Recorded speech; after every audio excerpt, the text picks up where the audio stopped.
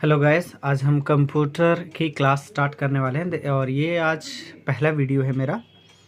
और इसमें हम कंप्यूटर के बारे में इंफॉर्मेशन देंगे, जिसमें कंप्यूटर और उससे रिलेटेड बाकी जानकारियां होती हैं, जैसे कंप्यूटर क्या है, इसके कितने प्रकार होते हैं, कंप्यूटर क्यों ज़रूरी है। इसके बाद हम बेसिक से लेकर और एडवांस तक के कंप्यूटर के बारे में जानेंगे, जिसमें computer, Microsoft Word, Notepad, MS Excel, basic and advance, ये दोनों चीज़ें हम जानने की कोशिश करेंगे।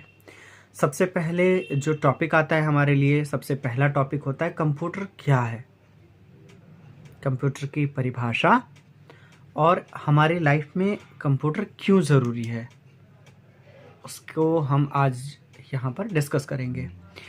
ये मैंने जो रेफरेंस लिया है ये बीकॉम की बुक है।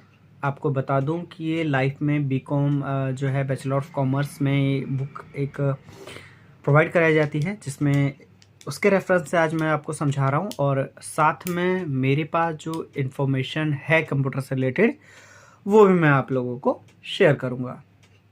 तो लेट्स स्टार्ट करते हैं। कंप्यूटर क्या है? कंप्यूटर एक इलेक्ट्रॉनिक उपकरण है जो दिए गए निर्देशों के अनुसार काम करता है। कंप्यूटर को सबसे अच्छी तरह से समझाने के लिए हम यह कह सकते हैं कि कंप्यूटर तेजी से सूचनाओं को संग्रहित करने वाली, सूचनाओं को स्थानांतरित करने के लिए या करने वाली तथा तेजी से गणना करने वाली इलेक्ट्रॉनिक मशीन है। जैसे कि कंप्यूटर एक इलेक्ट्रॉनिक उपकरण है। ऑफकोर्स ये जो है बिजली के उपकरण से बना हुआ है, कंपोनेंट से बना हुआ है, तो ये इलेक्ट्रॉनिक कंपोनेंट या फिर उपकरण है ही। साथ में जो आप इसको निर्देश देंगे, जो भी काम देंगे, ये उसको कंप्लीट करता है। कंप्यूटर को सबसे अच्छी तरह समझने के लिए हम ये कह सकते हैं कि कंप्यूटर तेज़ी से सूचनाओं को संग्रहित करना मतलब स्टोर करना, सूचनाओं को स्थानांतरित करना मतलब ट्रांसफ़र करना, तेज़ी से गणना करना, इसका मतलब है कि कैलकुलेशन करने वाली मशीन है। कंप्यूटर एक तरह से अत्यधिक तेजी से काम करने वाला कैलकुलेटर भी है। केवल गणना नहीं अपितु कठिन से कठिन कार्य जैसे डाटा को कॉपी करना, आपस में डाटा की तुलना करना, गैर अंकगणितीय प्रक्रिया के जो काम के चिन्हों को भली भांति समझ कर काम करता है। जैसे आपका लाखों का डाटा होता है, 2 लाख 5 लाख का डाटा कॉपी करता है, कॉपी करके कहीं पेस्ट करना होता है तो कंप्यूटर आसानी से कर देता है। कंप्यूटर इन चिन्हों को एक निश्चित आदेश के समूह में परिवर्तित करता है। अगर आपने जैसे = लगाया, = लिख के 2/2 लिखा या 1/2 लिखा, तो जैसे ही आप चिन्ह लगाते हैं प्लस का या प्लस करते हैं तो ये समझ जाता है कि प्लस करना है, माइनस बीच में करना है तो माइनस वो अपने आप कैलकुलेशन कर लेता है, जैसे हम प्रोग्राम कहते हैं। ठीक है, इसका एक बहुत जीता जागता एग्जाम्पल है। जैसे आपके पास MS वर्ड है, अगर आपके पास MS वर्ड है, उसको ओपन करिएगा, RAND लिखकर bracket open bracket close and enter कीजिएगा। वो एक कमांड जो है वो स्टार्ट हो जाएगा और उसमें जितने अल्फ़ाबेट हैं जो उसको कमांड किया गया था वो आ जाएगा एक बार में। ठीक है, इसके बारे में मैं अधिक जानकारी देना चाहूँगा। जैसे कि हमारे पास जो कंप्यूटर होता है जिसको स्टार्ट किया गया था, इसको अलग अलग वर्गों में बांटा गया था। मैं वर्गों की जानकारी देना चाहूँगा। कंप्यूटर का वर्गीकरण, जैसे टाइप्स ऑफ कंप्यूटर, कंप्यूटर का वर्गीकरण उसके आकार, प्रकार और कीमत के अनुसार किया जाता है। कंप्यूटर का वर्गीकरण उसके आकार के अनुसार निम्नलिखित प्रकार से किया जाता है। जैसे हमारे पास है माइक्रो, मिनी, मेन फ्रेम और सुपर कंप्यूटर। सबसे पहले बता दूं, माइक्रो कंप्यूटर, इसमें व्यक्तिगत या पर्सनल कंप्यूटर आते हैं, जैसे PC होते हैं। PC मीन्स पर्सनल कंप्यूटर, इसे सूक्ष्म कंप्यूटर भी कहा जाता है। उदाहरण के लिए PC-80 या IBM PC क्लोन, ये हमारे सबसे माइक्रो कंप्यूटर होते हैं। अब हम बात करते हैं मिनी कंप्यूटर। मिनी कंप्यूटर जो कि दिखने में छोटे होते हैं, ठीक है, ये माइक्रो कंप्यूटर से महंगे होते हैं। इनकी कार्य करने की क्षमता अधिक होती है तथा आकार मिनी डेस्कटॉप या छोटे फाइल कैबिनेट का हो सकता है।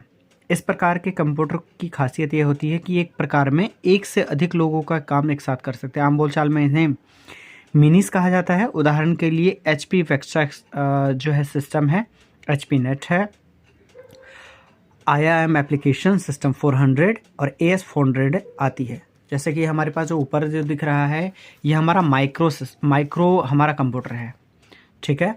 और जो हमारे पास यूज़ हम कर रहे हैं, जैसे फ़िलहाल हमारे पास जैसे लैपटॉप है तो उसे हम मिनी कंप्यूटर की श्रेणी में लेते हैं, कैटेगरी में लेते हैं, वो होता है हमारा मिनी कंप्यूटर। इसके अलावा अब आते हैं हम main frame computer. Main frame computer इस प्रकार के जो कंप्यूटर होते हैं बड़े बड़े संस्थानों के जो बड़े स्तर के कार्य करते हैं, क्योंकि इनकी संग्रहण क्षमता जो होती है वो बहुत अधिक होती है, ठीक है। इसको कहने का मतलब है कि किसी बड़े बड़े जो ऐसे कंपनियां हो गई, ऑर्गेनाइजेशन हो गए, वहाँ पर स्टोरेज करने के लिए जो है इस कंप्यूटर को, मेन फ्रेम को यूज़ किया जाता है। ये बहुत महंगे होते हैं, इसका आकार भी बड़ा होता है और एक से अधिक लोगों के कार्य जो है वो कर सकता है। जैसे कि हमारे पास है IBM 30, एक्सेस सीरीज़, IBM 40 और मेन फ्रेम, इनका नाम ही मेन फ्रेम होता है। इसके अलावा ये जो कंप्यूटर होते हैं ये ज़्यादातर हमें देखने को नहीं मिलता है। ज़्यादातर देखने को इसलिए नहीं मिलता है क्योंकि इसको जो रखा जाता है वो स्टोरेज में रखा जाता है, मतलब कोल्ड जगह पे रखा जाता है, जहाँ पर जो है इसकी क्योंकि हीट निकलती है। आपको पता होगा कि जब भी कंप्यूटर कोई काम करता है, यहाँ तक कि CPU भी काम करता है, तो वहाँ से हीट निकलती है, इसलिए ऐसी जगह पे रखा जाता है। वहाँ के टेम्परेचर बहुत ज़्यादा जो होते हैं वो कोल्ड होते हैं, कहने का मतलब ठंड बहुत ज़्यादा होती है, ताकि इसकी जो CPU है उसको स्टोर करके रखा जा सके, CPU को रखा जा सके ताकि वो ठंडा रहे। इसके अलावा हमारे पास जो कंप्यूटर है, जैसे कि अब हमने जानकारी आपको जो है वो मेन फ्रेम का दे दिया था, अब है सुपर कंप्यूटर। सुपर कंप्यूटर इस वर्गीकरण में सबसे ऊपर आ जाता है, मतलब टॉप पे रहता है, क्योंकि इसकी कार्यक्षमता सबसे तेज़ होती है और यह अरबों खरबों की संख्या की गणना आसानी से कर सकता है। इस तरह के कंप्यूटर सामान्य मौसम की जानकारी, हवाई जहाज़, रॉकेट डिवाइस के लिए इस्तेमाल किए जाते हैं। उदाहरण के लिए रिसर्च के मॉडल परम सुपर कंप्यूटर एंड IBM के SP मॉडल। परम जो है इंडिया का कंप्यूटर है, सुपर कंप्यूटर है परम, जिसको जो है बनाया गया था। और ये जो कंप्यूटर आप देख रहे हैं ये नासा का कंप्यूटर है, नासा में यूज़ होता है ये कंप्यूटर। ये सुपर कंप्यूटर की श्रेणी में आता है, सबसे तेज़ काम करता है, सबसे जो है हाई स्पीड में, मतलब गणना जो होती है, लंबी लंबी जो गणनाएं होती है वो सेकेंडों में कर देता है। इसको रॉकेट जैसे यूज़ करते हैं, रॉकेट भेजने के लिए इन्हीं कंप्यूटर का यूज़ किया जाता है।